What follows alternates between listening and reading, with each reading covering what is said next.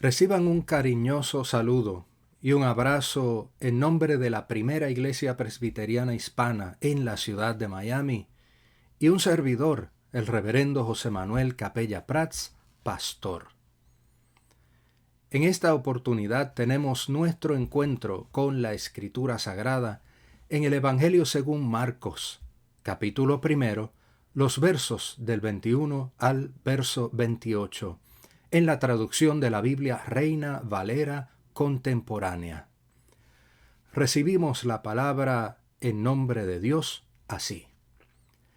Llegaron a Cafarnaún, y en cuanto llegó el día de reposo, Jesús fue a la sinagoga y se dedicó a enseñar.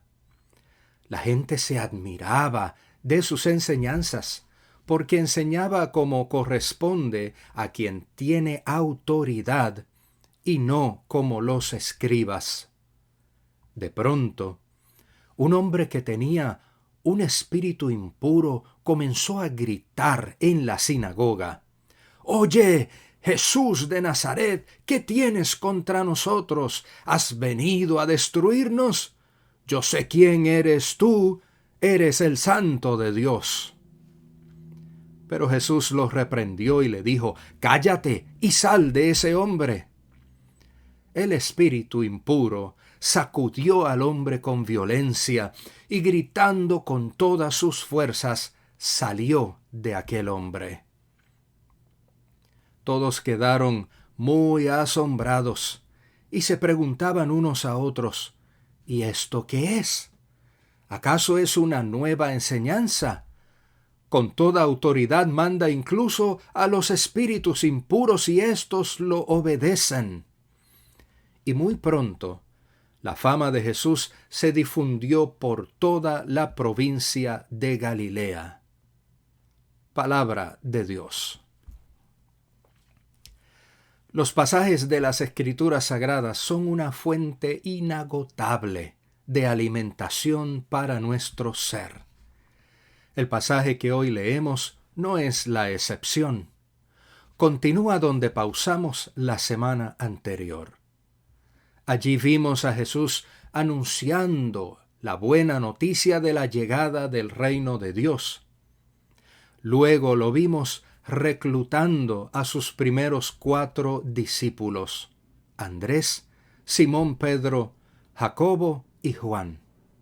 Ahora lo vemos acompañado de esos mismos discípulos enseñando en una sinagoga de Cafarnaúm. La sinagoga era el lugar donde varones devotos judíos se reunían para adorar a Dios y estudiar las escrituras sagradas hebreas.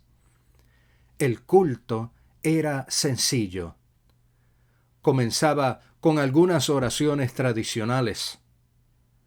Luego, la lectura del texto sagrado, la ley y los profetas, seguido por un comentario por alguno de los escribas, los maestros de la ley o por algún varón invitado, y para concluir, la bendición sacerdotal del libro Números, en el capítulo 6, los versos 24 al 26.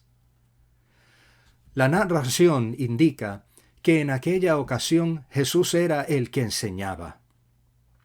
Indica también que la gente se admiraba de sus enseñanzas porque enseñaba como corresponde a quien tiene autoridad y no como los escribas. A través del Evangelio según Marcos, al igual que en los otros evangelios, observaremos que los líderes religiosos, en este caso los escribas, habían perdido credibilidad. En múltiples ocasiones los evangelios indican que no había concordancia entre lo que aquellos religiosos enseñaban y lo que practicaban. En Jesús se observa todo lo contrario. Su enseñanza sobre Dios y sus acciones para con los seres humanos están en perfecta armonía. Su autoridad proviene de Dios, como lo vimos testificado en la narración sobre su bautismo, mas su credibilidad proviene de la autenticidad de su andar cotidiano. 2 milenios más tarde, nos encontramos en una situación similar a la de los escribas en los tiempos de Jesús. La Iglesia cristiana, particularmente en nuestra cultura occidental, sufre un problema de credibilidad que los sociólogos de la religión han estado estudiando y alertando en las décadas recientes. La doble vara. Las alianzas para promover candidatos politiqueros de integridad cuestionable. La actitud de juicio y desprecio constante contra otras personas por causa de factores raciales, étnicos, sexuales, económicos, sociales, entre otros factores y condiciones humanas. El mensaje engañoso de la teología de la prosperidad que estafa a multitudes para enriquecer a los predicadores. La trivialización del Evangelio para convertirlo en un ejercicio transaccional. El rechazo de la ciencia como un don divino para el bienestar de la humanidad. Todo eso ha llevado a la Iglesia cristiana a perder la autoridad y la credibilidad que alguna vez tuvo, dando lugar a un rechazo de la gente a la institución eclesial en favor de una espiritualidad sin religión, en el mejor de los casos, y un rechazo tajante de la fe, en el peor. Ahora bien, la narración indica algo que resulta aún más perturbador.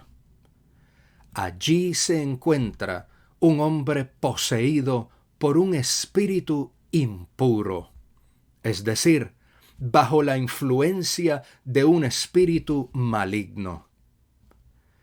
En el lenguaje bíblico, un espíritu impuro viene a ser la antítesis de la bondad divina.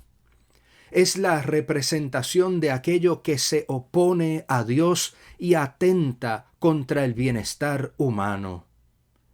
Es aquello que cautiva y oprime física, emocional y espiritualmente.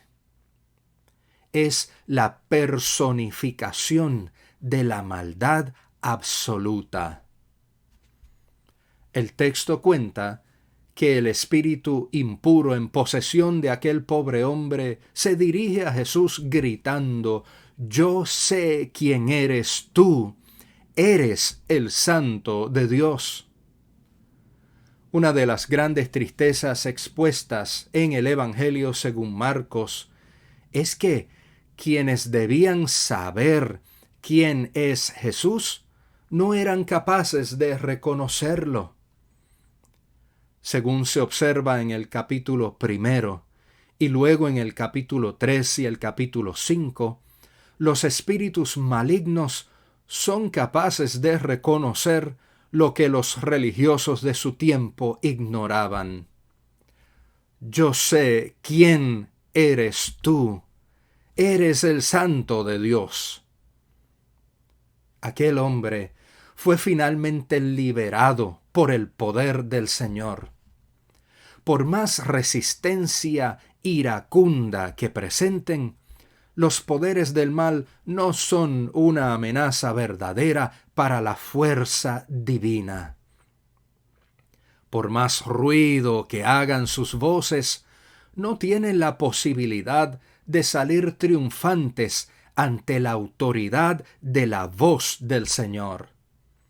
Es el Señor quien tiene la última palabra, una palabra que trae vida, esperanza y liberación. Culmina el pasaje bíblico indicando que todos quedaron muy asombrados.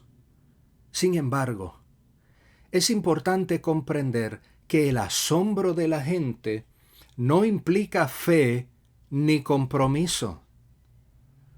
Durante años, muchos sectores de la cristiandad han enseñado y practicado una religiosidad fundamentada en el asombro y la admiración. Recientemente comentaba, y aquí lo repito, que el Señor no nos llama a ser gente que lo admire, sino que nos llama a una vida de discipulado. Nos llama a seguirle, aprender y practicar la enseñanza del reino de Dios. No se trata de entretener nuestra curiosidad espiritual, sino de transformar nuestro carácter. Las circunstancias del tiempo presente plantean una inigualable oportunidad para regresar a los fundamentos y redescubrir a Jesús, su enseñanza, su prédica y su práctica. ¿En qué consiste el Evangelio? ¿Quién es Jesús? ¿Qué significa ser discípula o discípulo de Jesús? ¿Qué implica seguir a Jesús en el camino del reino de Dios? Amigas y amigos todos, estén nuestras mentes y corazones abiertos a renovar nuestro compromiso en el seguimiento del Señor. Soli Deo Gloria. Amén.